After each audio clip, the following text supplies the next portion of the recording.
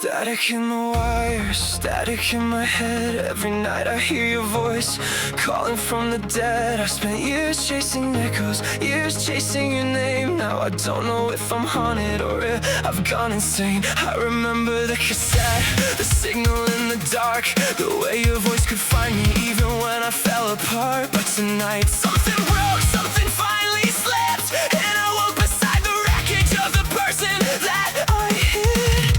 Tell me, was it me? Tell me, what did I become? Mother, can you hear me? Through the white noise sky, I've been screaming at the silence since the day you died. And I hate that little monster, I hate what he became. But tonight I saw your eyes looking back at me again. If you're really somewhere out there, don't let me disappear, because I'm starting to become the thing I fear.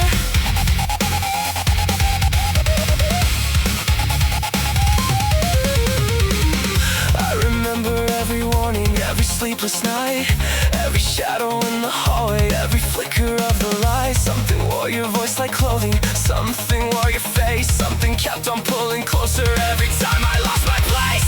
And now my hands are shaking, and now I see the blood, and now I hear the static rising like a flood. Tell me, was it me?